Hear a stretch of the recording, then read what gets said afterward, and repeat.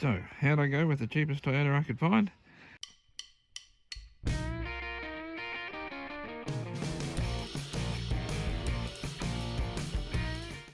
Yep, sailed through the roadway, no problem at all.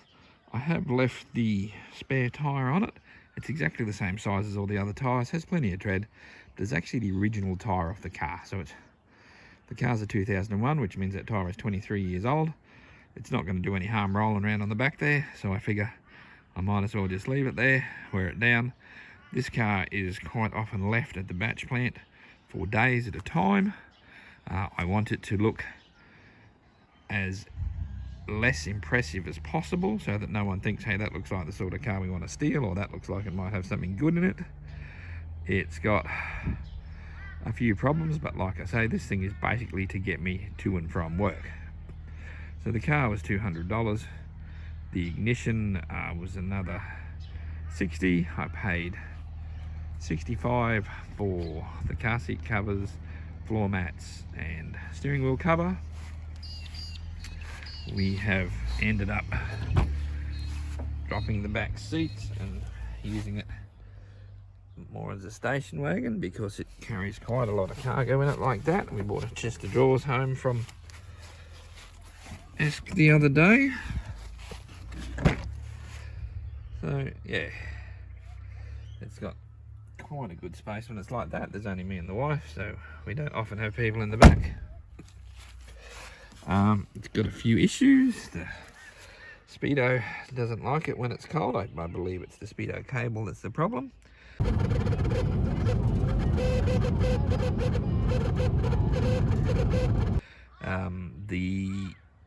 With the only key I had up under the dash, I had to get another key cut for the doors, and it won't open the driver's door. It only opens the passenger side door. So every time we go out, people think I'm very chivalrous because I'm always opening my wife's door.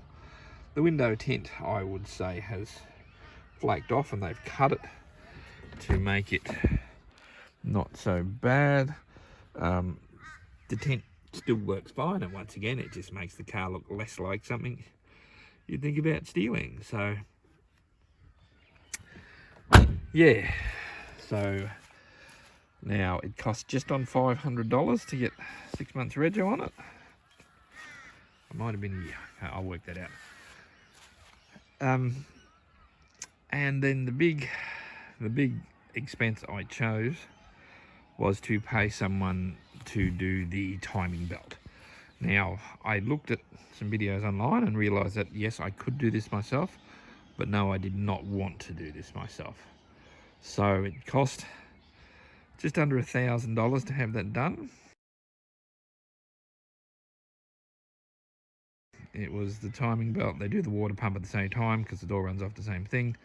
5.5 hours labour. So, well, the price was more than I was hoping, but about what I was expecting. So yeah, there was no surprises there.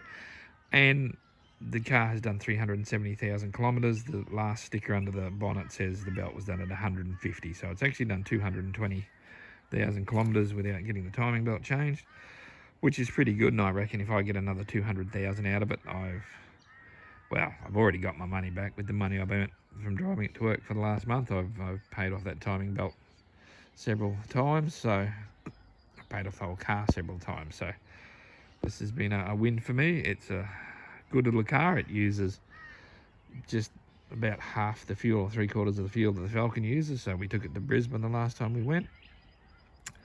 Yeah, and as you can see by its filthy condition from sitting at the batch plant, I was out of chinchilla for half the week, so this thing just sat there. And yeah, nobody looked twice at it. It's just exactly what I needed. It's never going to be a show car. But yeah, it does the job. It gets ABC Radio National, and that's about the only radio station I get out here, so I listen to that all the way to work and back. It has the Axis stereo with the built-in GPS, which is horribly out of date and got us lost on the way home, but that's not even really a consideration either. So yeah, I'm pretty happy with it, and we'll continue to drive it to work. Okay, well, with the little car registered me driving it to work, I figure it's time to put a bit of a toolkit in it. So, as I mentioned in the video on these spanners, I'm going to put the Dongy tool spanner set in. It's a comprehensive set. It goes from 8 to 24, missing only 20 and 21 and 23. So yeah, I said really the 24 is just for the bolts in my ram, so the rest of it will suffice for a car, for the little work it will ever get to do.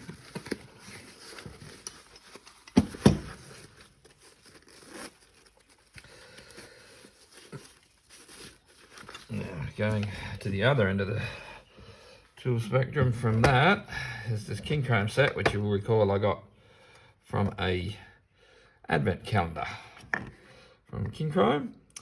So yes, once again, comprehensive socket set. There's a 24 in there, so I'll just be able to pull these out to fix that ram whenever I need to.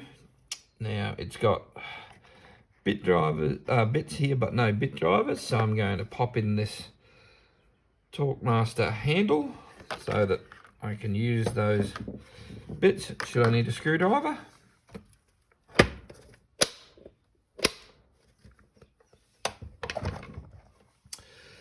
Now, as that only goes to 8mm, and I might need something smaller, I have this Powerbuilt 28-piece set here, which also has more bits, as well as a little ratchet, so that'll just give me the versatility. If I need extra torque that the screwdriver won't give me, I can put it in the ratchet. It'll just work out better. This has got a bit driver in the back of the head there, so yeah, I'd like a screwdriver myself, so it'll just give me a bit more versatility, a bit more things I can use.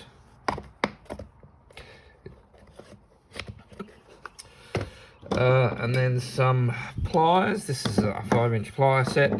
I actually bought these. These are from Super Cheap Auto, nothing special, but I bought these for another vehicle we had one time, and they sort of sat in the back of that for as long as we had it, 5, 6, 8 years, I can't remember now. I don't think I've ever used them for anything, but it was good to know that they were there if I needed it. And I'm going to wrap it up with the pair of alligators, because it's always good to have something you can get a decent grip with. And I think people call these water pump pliers. They've always been known as multi-grips here in Australia. So yeah, and that's just a little kit I'm going to pop in a bag. And I picked up from Coles on special, and I'll be sticking that in the Toyota, and it'll be there if I ever have any problems.